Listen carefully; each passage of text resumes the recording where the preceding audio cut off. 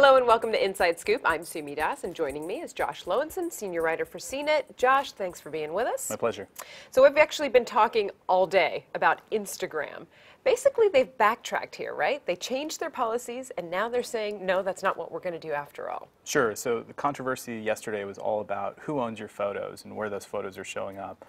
People were worried they were going to be sold. Yeah, I mean, a big thing that people were worried about is that photo of my kid or my friend or wherever I am going to get used in an advertisement without my permission. And rightfully so. Yeah, I think.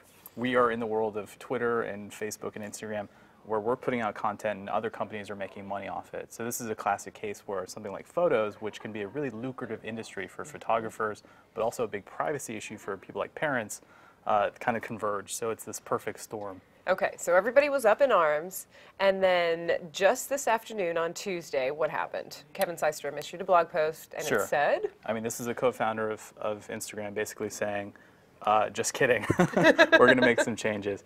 So there's two real things happening. The first one is that they said, no, you own your photos, that's not going to change. We have no big grand ideas of selling these photos as a stock service.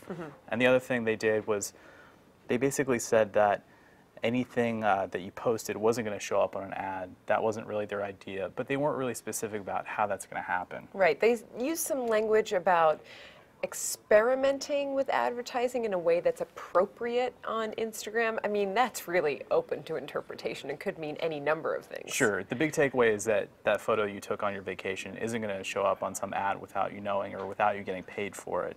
But they did kind of hint that there would be a way for someone like a celebrity or a brand to kind of get their photos in front of more people and more users. Something like we saw with Twitter with their promoted tweets. Right. And we've seen that on Facebook as well.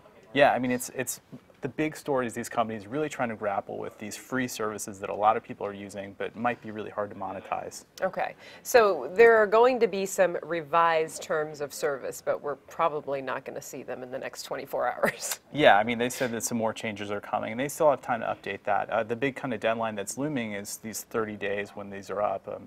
It's mid-January, really, for when these go into effect. So there's still some time for things to move around. Okay. The blog post also mentioned something about privacy options. What is that about? Sure. I mean, one of the big concerns are people have private accounts. These are people who are taking photos, but they're only sharing them with a limited group of people. It's not public. There were some kind of questions based on the way they worded the new privacy terms on who gets to see that and what happens to that content. And today, the company basically said, no, those are still private, and it'll always be private. We want you to share anything you want, but to who you want. Okay. So that was basically another reassurance. Yeah. I Okay. mean, the whole thing about this letter was them saying, you know what, legal terms are sticky. We kind of messed up without saying that explicitly. Okay, got it. Well, thank you for breaking down that legalese for us. Sure. For Inside Scoop, I'm Sumi Das. See you next time.